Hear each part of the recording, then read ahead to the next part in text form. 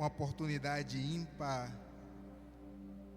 de aqui estar mais uma vez na casa do Senhor, se alegrando no Senhor, sentindo a presença do Senhor. Me sinto feliz por demais. Quero vos convidar a desembainhar a espada do Espírito, a palavra do Senhor, no Evangelho segundo escreveu São João, capítulo de número 2. Evangelho segundo escreveu São João, capítulo de número 2. Sou grato a Deus pelo anjo desta igreja, nosso pastor Rafael. Bênção pura, bênção de Deus. A minha oração em prol de toda a igreja é que a mão de Deus continue sobre as nossas vidas e que as nossas orações sejam respondidas diante de Deus antes do amanhecer do amanhã. Poucos creem, mas eu creio que já foi realizado em nome de Jesus. Evangelho segundo escreveu São João, já falado por 3 vezes, capítulo 2. Vai ser uma leitura um pouco extensiva, mas eu prometo não ser demorado. Antes da meia-noite, eu prometo parar. Versículo de número 1 aos versos subsequentes, o texto que eu tenho em mão diz assim: 3 dias depois, houve um casamento em Caná da Galileia. Achava-se ali a mãe de Jesus. Jesus também foi convidado com seus discípulos ao casamento, ou para o casamento. Tendo acabado o vinho, a mãe de Jesus disse-lhe: não tem mais vinho. Mas Jesus lhe disse: mulher, o que tenho eu contigo? Ainda não é chegada a minha hora. Então ela falou aos serventes: fazei tudo o que ele vos disser. Estava ali 6 talhas de pedra, que os judeus usavam para a purificação, e cada uma levava 2 ou 3 metradas. Jesus lhe disse: enchei de água as talhas, e ele as enchera totalmente. Então lhe determinou: tirai agora e levai ao mestre Sala. E ele o afizeram. Tendo o mestre Sala provado a água transformada em vinho, não sabendo da onde viera, se bem que os sabia os serventes que havia tirado água, chamou o noivo e lhe disse: todos costumam, pois primeiro o vinho, e quando já bebem fartamente, servem o inferior. Tu, porém, guardaste o bom vinho até agora. Com isso, Jesus iniciou os seus sinais em Caná da Galileia e manifestou a sua glória, e seus discípulos creram nele. Meus amados em Cristo, é verdade que quando eu vejo o pregador ou aquele que está incumbido de ministrar e ler uma passagem tão extensiva dessa, eu fico feliz, fico alegre, porque diante de tanta leitura eu estou pensando comigo: vem coisa boa aí. Mas quando ele esquece tudo, irmão, e começa a falar coisa com coisa, eu volto a orar: Deus da palavra, Deus da palavra, Deus da palavra. E quando eu vejo que não tem palavra, só está enchendo linguiça, eu disse: Deus, ajuda ele a estudar um pouquinho posteriormente, em nome de Jesus. Amados em Cristo, Deus colocou ao coração do pastor dessa igreja, está falando ou pregando acerca dos milagres de Jesus nas quartas. Assim que eu ouvi tal coisa, tal palavra, eu comecei a folhear a Bíblia e veio em meu coração, está falando acerca deste milagre, se porventura me viesse uma oportunidade em uma determinada quarta. É verdade, irmão, que a gente leu vários versículos, a saber, lemos 11 versículos. Dentre esses versículos, irei pontuar algumas coisas que Deus propôs em meu coração dentro do texto. E a minha função é explicar o texto e aplicar o texto àqueles que me ouvem, reconhecendo que são mais inteligentes, mais cultos do que eu. Por isso já roguei a Deus há muito tempo pedindo graça para vos falar. Então observe, se você tem Bíblia, não deixou em casa, você mantenha aberta se desejar. Deus, na pessoa de Jesus, iniciou o seu ministério exatamente em Caná da Galileia, como fora lido. Eu lendo um pouco, eu percebi que não fora por acaso, não fora porque de repente ele achou melhor, não. A Bíblia diz que havia uma profecia ou várias a respeito de Jesus para com o seu ministério.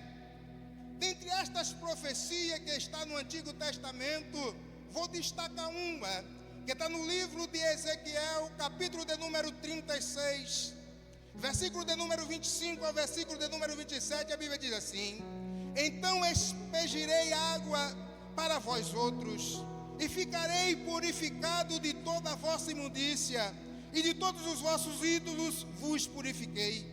Dar-vos-ei coração novo, e porei dentre vós o meu espírito novo, e tirarei de vós o coração de pedra, e vos darei o coração de carne.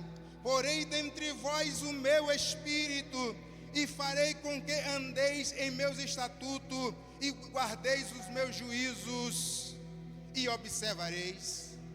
Jesus, ao iniciar o seu ministério aqui, ele põe em xeque esta profecia, ou seja, ele cumpre nele esta profecia.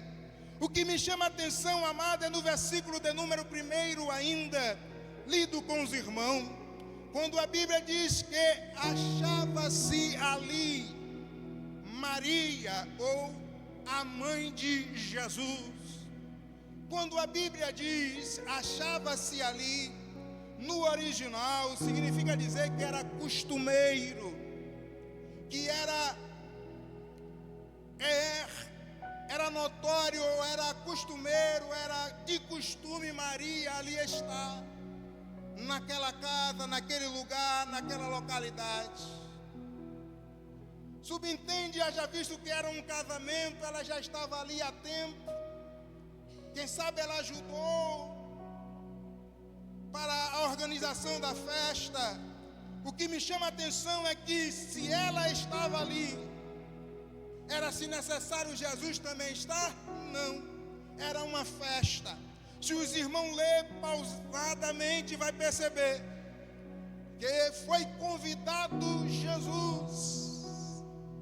Dentre os meus familiares, eu já ouvi, quando teve festa na casa de alguém, e não foi convidado o filho de Cicrano, e disseram: eu não fui porque não me chamou.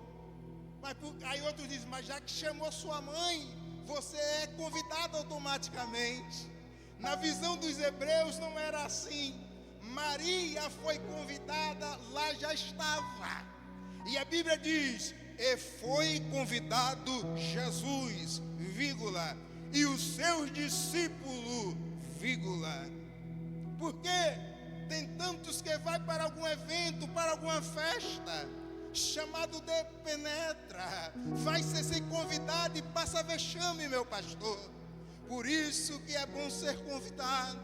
Jesus aceita o convite, e o tema que eu quero vos estar pregando é: se Jesus está na casa, tem milagre para a sua vida. Oh glória!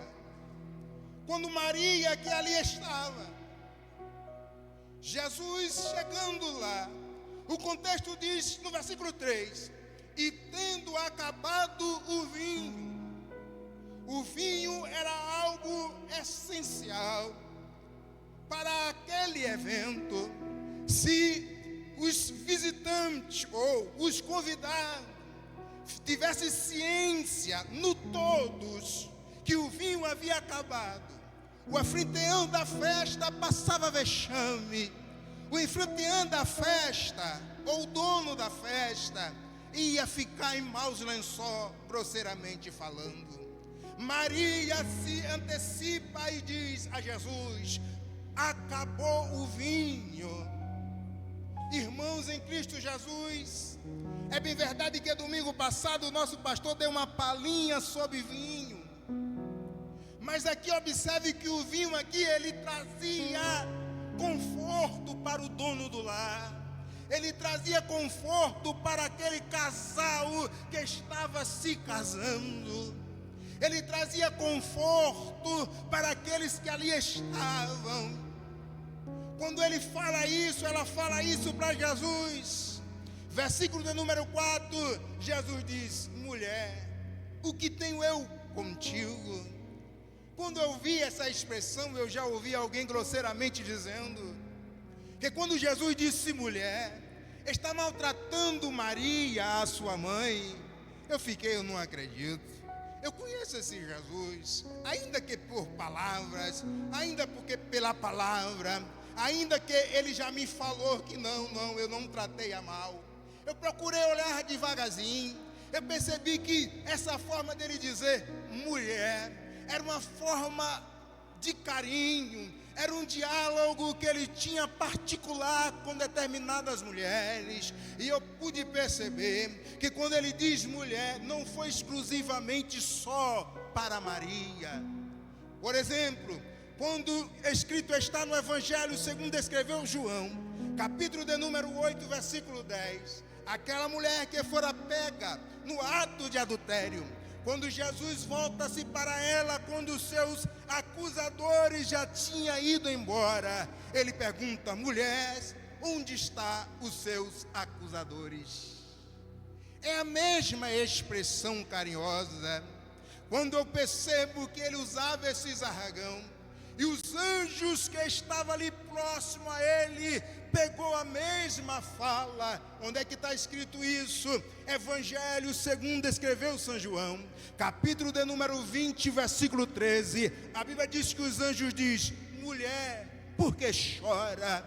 No versículo 15 ainda, no capítulo 20 de João, já é Jesus transfigurado. Transfigurado em quê? Transfigurado em um jardineiro. Ela olha e percebe, acha que é um jardineiro, e começa a chorar, perguntando: onde colocou o corpo do meu mestre? Ele pergunta, ele chega e diz: mulher, por que choras? O que eu quero te dizer é que Deus está dizendo: mulher ou igreja, porque está ansiosa? Igreja, porque tem inquietação ou preocupação?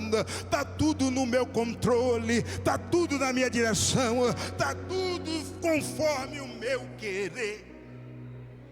Não chores.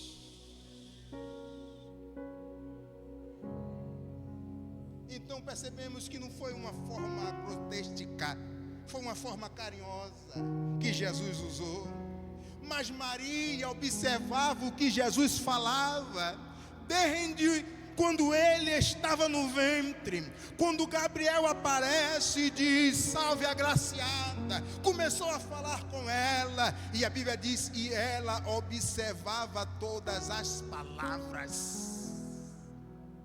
Observar aqui é viver a palavra. Quando Jesus diz: o que tenho eu contigo, ainda não é chegada a minha hora, o texto diz no versículo 5: então ela disse aos serventes: fazei tudo quanto ele vos disser. Irmão, se eu fosse devoto de Maria, era esse texto que eu ia abraçar e viver, que já vivemos. Fazei tudo quanto ele vos disser. Oh glória, não precisava outra coisa, é só observar Maria que disse, foi Maria. E quem era Maria? Era a mãe de Jesus. E onde é que está Maria? Descansa no Senhor. E o que foi que ela disse quando estava em terra? Ela disse: observe o que ele disse, viva. Observe o que ele disse, viva. Quem acredita que tem que viver o que Deus está nos falando. Aí é eu começo a pregar, irmão. E você estava pregando, não estava, mas é a introdução. Versículo de número 6, a Bíblia diz assim: então estava ali 6 talhas. E a Bíblia vai dizer que era de pedra. Vamos lá, vamos observar aqui, talhas de pedra. Eu fico atentando para isso aqui, eu não corro muito. Eu já estou com uns 2 dias lendo só do versículo 1 até o número 10. Não passou não passei não. Cheguei até o 11, mas o 11 eu não dei tanta atenção. Quando a Bíblia fala talhas, aqui no texto, de pedra, a pedra ela é pura. Você não vai ver uma pedra se sujando, você vai ver alguém sujando a pedra. Então as pedras, porque que pura, e pura aqui também, além de pura, servia para purificação. Essas talhas aqui tem uma figura de linguagem para mim e para a tua vida. Eu e você somos talha, ou somos vasos, vasos de barro, ou talvez de pedra, mas o barro atinge melhor para nós, e como isso temos que ter água, porque pedra aqui eu já falei é pureza. Você já viu pedra se sujando? Não. Eu estou olhando aí, volta e meia, quando você vê uma coisa nas redes sociais, parece que ele observa e diz assim, aqueles que ficam monitorando, diz, ele gosta disso, ele gosta disso. Aí quando você vai folheando, descendo aqueles negocinhos nas redes sociais, só vem aquilo que tu pesquisou, irmão. E eu estava olhando tantas pedras preciosas, eu disse, rapaz, quando eu chegar no riacho, eu vou ficar de olho, que eu vou achar até diamante. Mas pedra aqui, irmão, aponta para a natureza pura. E essa natureza pura tem que ser a minha e a sua. Mas está difícil. Não, não. Se está difícil, eu e você temos que nos tornar como uma criança, na pureza. E é possível? É possível, porque Jesus disse, aquele que não fizer como uma criança. Então se Jesus disse, eu creio. E Maria disse, observe tudo quanto ele vos disser. E aqui essas talhas, ela tinha 2 ou 3 metradas. O que é isso, irmão?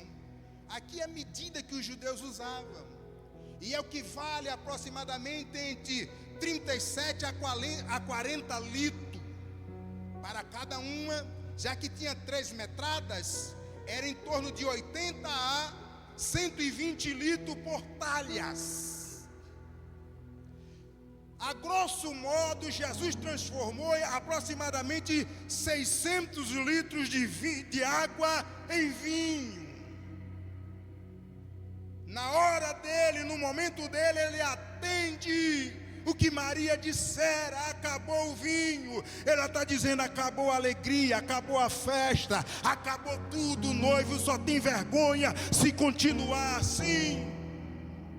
Mas eu tenho uma boa notícia, Deus está na casa, e Deus estando na casa, não tem espaço para vergonha, não tem espaço para tristeza, não tem espaço para falácia, tem espaço sim para palavra, para alegria, para transformação, para milagre, para reforma.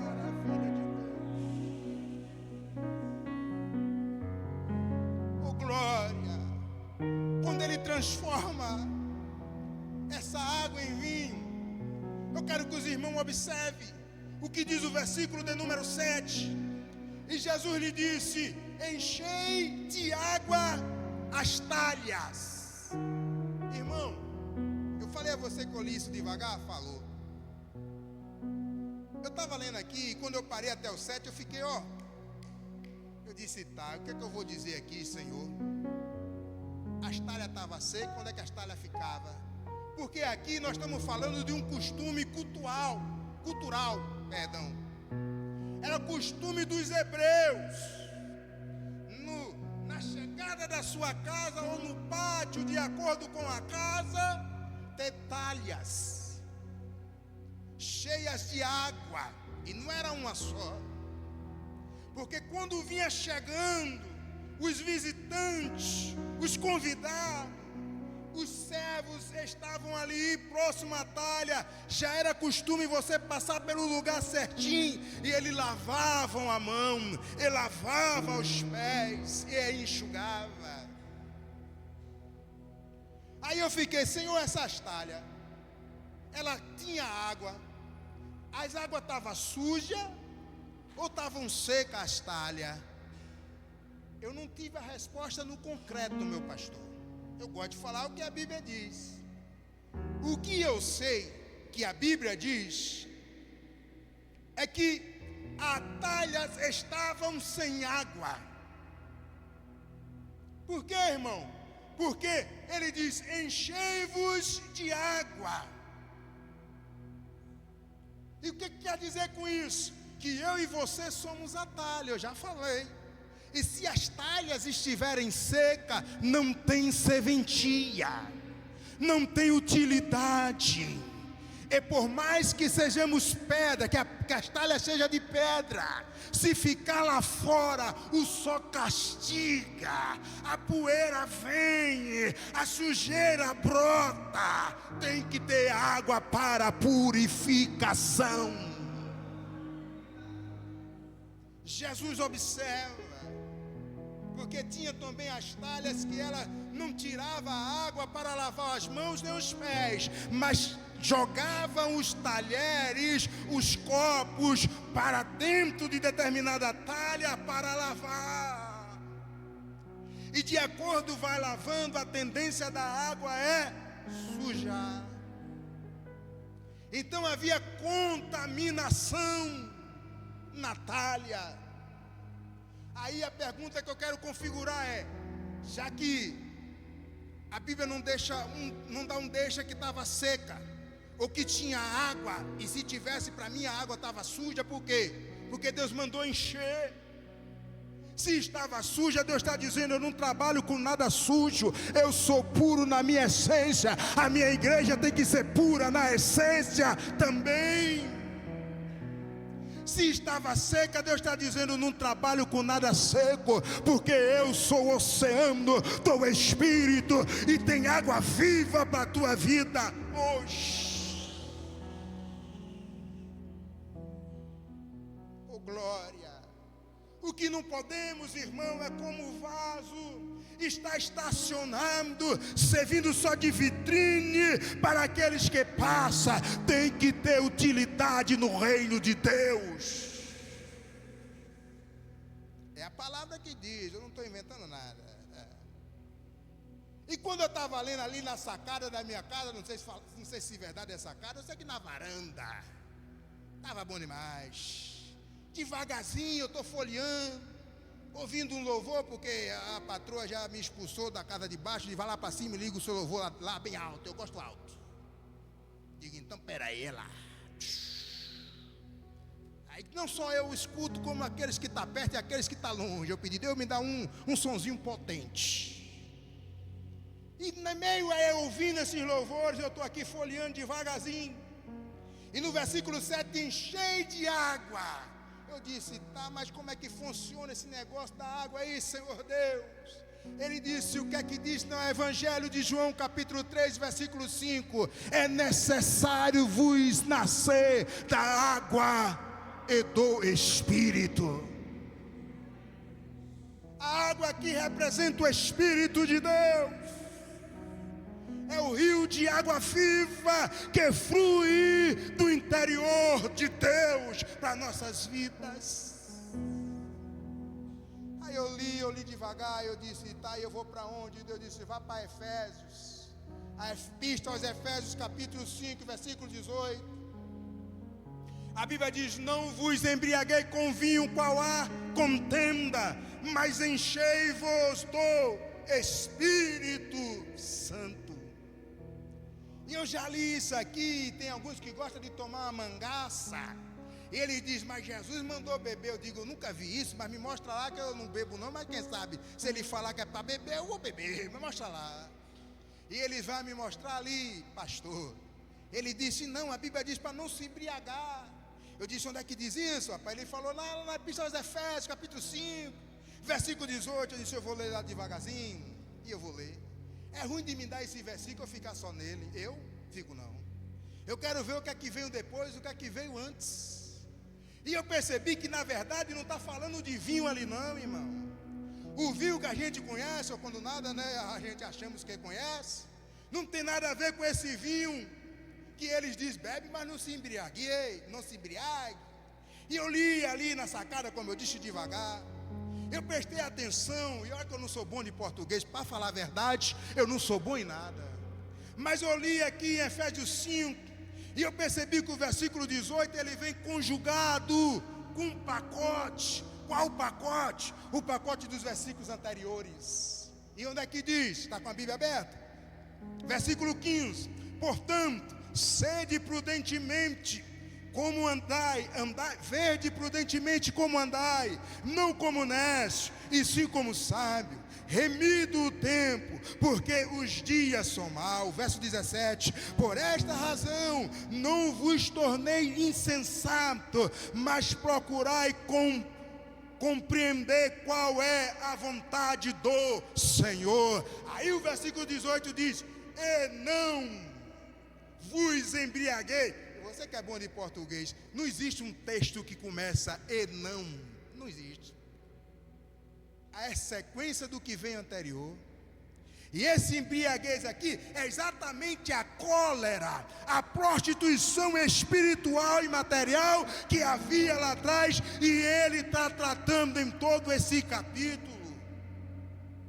Mas o que importa aqui também é nos encher do Espírito. Tem alguém aqui que conhece peneira? Tem? Levanta a mão para eu ver. Peneira. A minha mãe trabalhava com peneira, mas só lavando o feijão da acarajé. E eu observei também ali que na Feira do Nordestino, aqui no Rio de Janeiro, tem peneira. Só se não tem mais hoje, já tem um bom tempo que eu estive lá. E eu tive o privilégio de morar próximo ao rio. A minha casa, nessa casa que eu morava, o rio era no fundo, Obreiro André. E tinha camarão. E depois que escaldava ele ficava vermelhinho, oh coisa maravilha.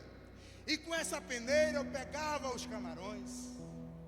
E aquilo frito, irmão, com a pimentinha, aquilo é bom. Escuta isso.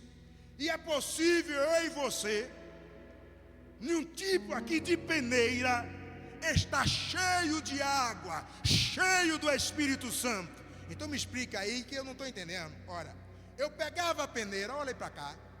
Eu pegava a peneira, e você está falando de qual peneira, irmão? Daquela que é toda furada, normal, peneira normal. E mergulhava na água, no rio, e puxava. E enquanto eu puxava, e a peneira sustentada só pelas minhas mãos, no meio do nada, ela começava a esvair a água, e a água ia indo embora, e se eu não mergulhasse novamente, acabava toda a água. Aí Deus disse, explica para eles e manda eles fazer assim. É igualzinho uma peneira, eu e você, né?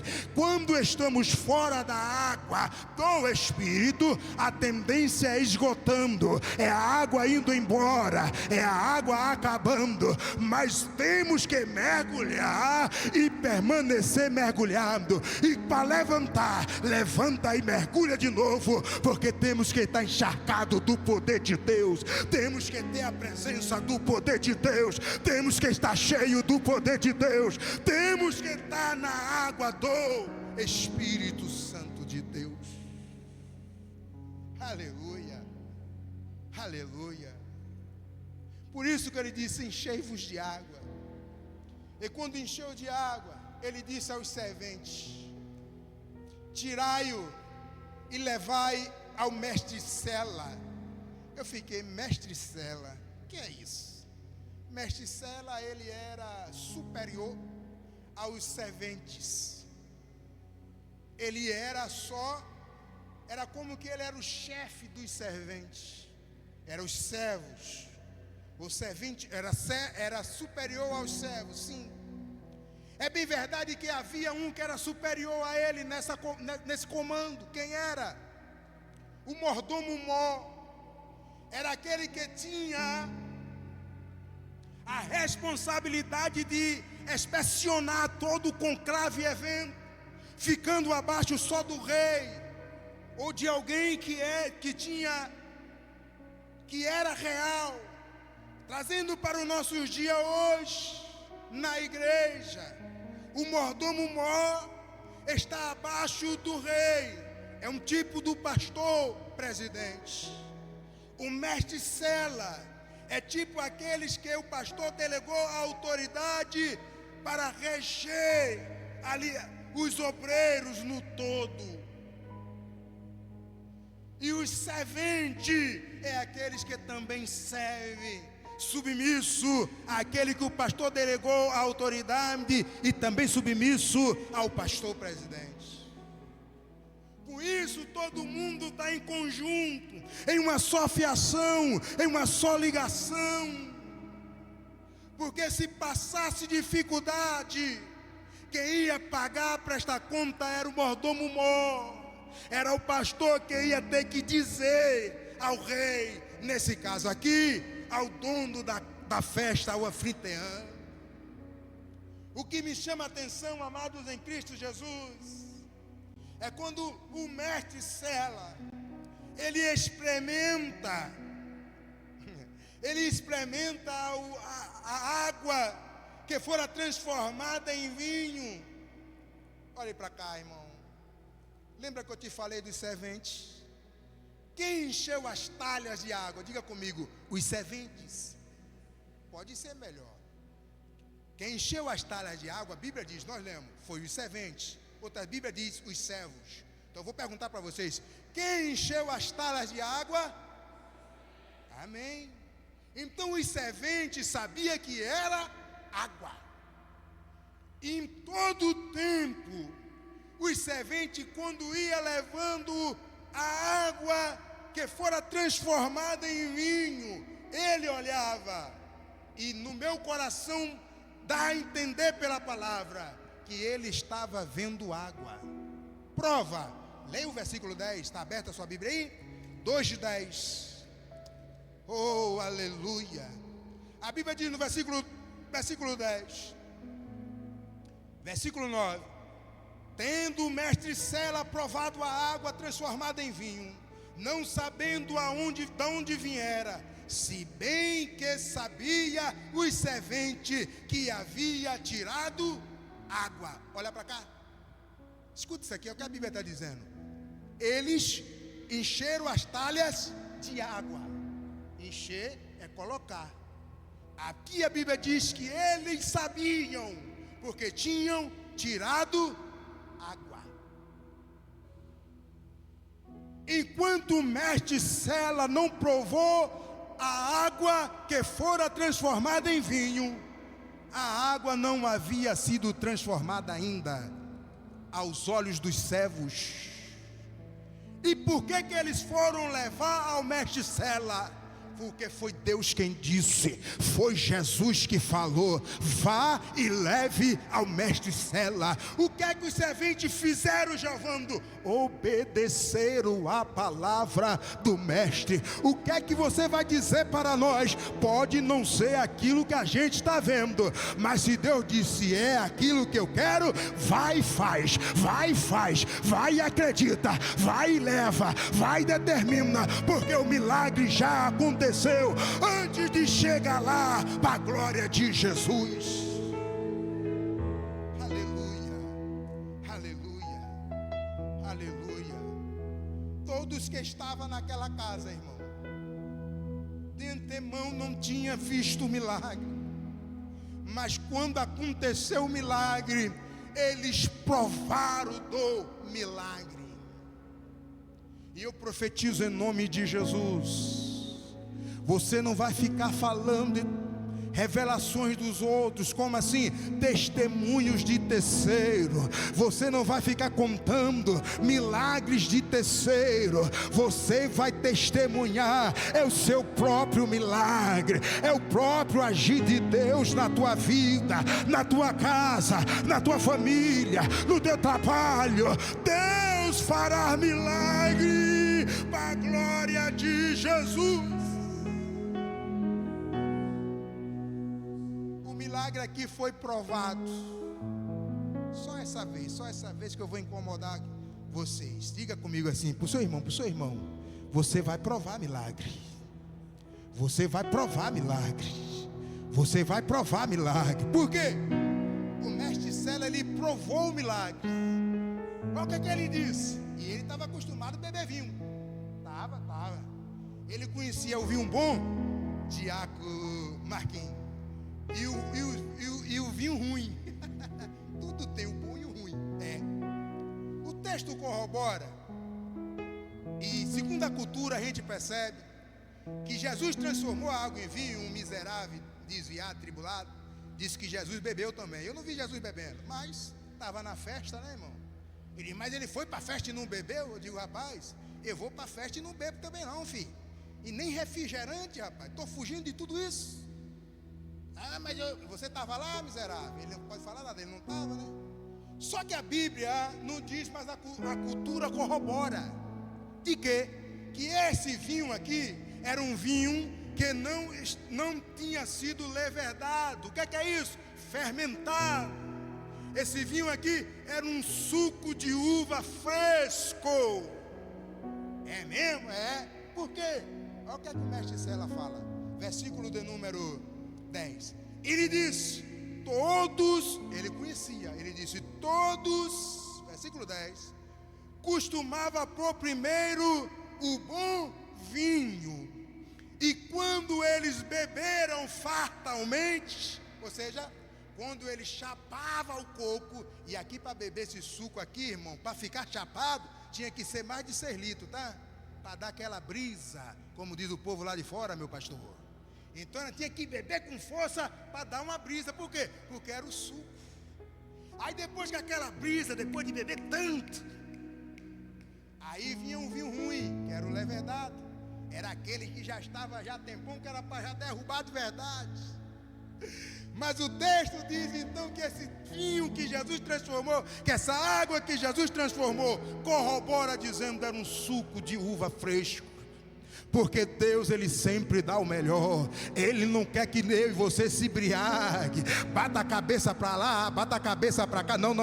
Ele quer que eu e você ande sólido, ande consciente do que fala, do que vê, do que ouve, onde bota a mão, onde bota o pé, onde chega, onde sai. Deus está dizendo, você é consciente, e é dentro dessas verdades que Ele está dizendo, prova o bom vinho, prova o milagre. Tem milagre para a tua vida. Quem acredita, tem milagre para a tua vida hoje.